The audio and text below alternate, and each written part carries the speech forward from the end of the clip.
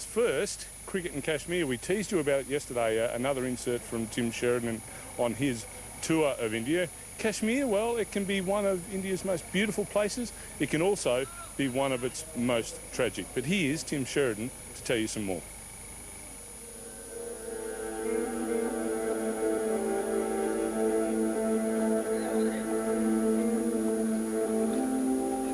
It's very easy to see why places like the Dal Lake make Kashmir here in the north of India better known for its tourism than it is for its cricket. But that doesn't mean the story of the game here is not just as fascinating, if not more so, as it is in the rest of India. The mountains around the city of Srinagar's famous lake seem to change its appearance, and they've had a similar effect on cricket. Just beyond them lies the border with Pakistan, with which India has fought 3 wars over the state of Jammu and Kashmir, to use its correct name. But there are some battles that are much harder to win. Are there some boys here who follow Pakistan as well as India? Yeah, there are a lot of supporters of Pakistan who love Pakistani team and really support them. As previously you seen in the 2020 World Cup, there were a lot of Pakistani supporters rather than the Indian supporters. So they were good heart for Pakistan.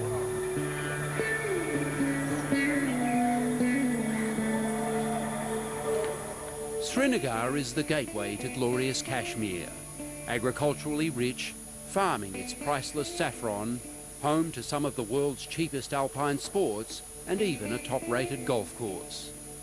It must be okay because India guards it with 750,000 soldiers. We found quite a few of them, funnily enough, at a cricket match.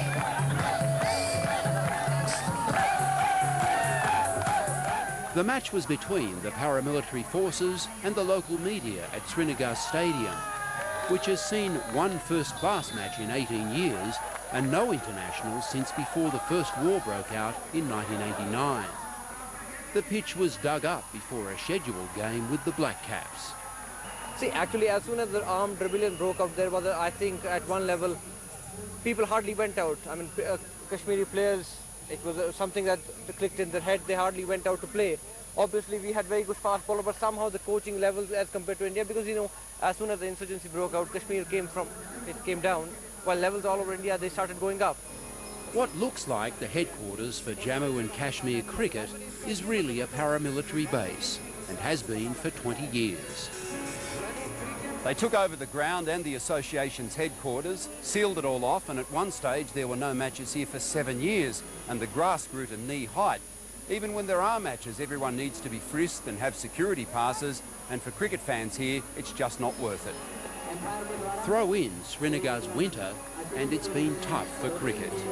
For 6 months, our players cannot play anything. It will snow perhaps in last week of November. From November, December, January, February, March is the raining season. Till April, there is no cricket here. Your father represented state? Which year? Luckily, administrators like Masoor Wazir don't give up that easily. In November, they finally persuaded the military to move out of the stadium. And during winter, they also shift their players north to Jammu, where it doesn't snow. But the other battle, for hearts and minds, is more complex. Do these young men want to play for India or Pakistan? Well, I don't think I should have a question from you like this. I would not like to reply, but normally they would love to play for India. But some want to play for Pakistan, don't they? That's a difficult question for me to answer.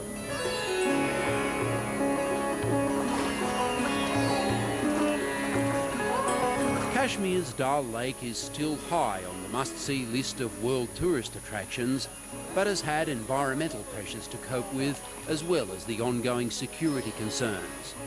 Cricket's recovery will be player-led, and a first-ever Indian representative is the holy grail for Ehsan Mizar. Definitely, that's our dream. And I think some of the boys have already knocked at the door, but they have to open the door. Ironically, it was the war between the Board of Control and the new Rebel Cricket League that claimed Kashmir's latest prospect. He joined the ICL. The media here say Kashmiri cricket needs a voice. In India, I think you also need a very strong lobbying to make it into the national cricket team. I don't think now anymore Obviously you need talent, but you also need a very strong lobby structure to get you in. The military lost their social match, and their retreat from Srinagar Stadium is good news for the game. But like everywhere else in India, cricket coexists and adapts to whatever difficulties life throws up, the messes we make and our relationships with those over the hill.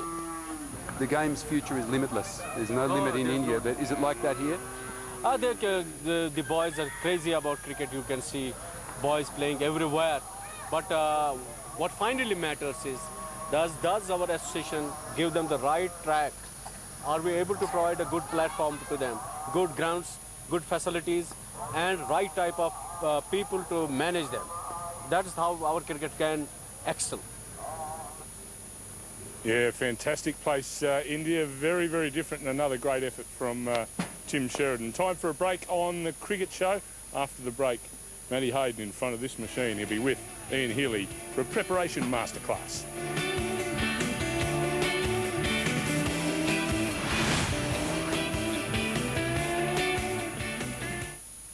Tonight on National 9 News.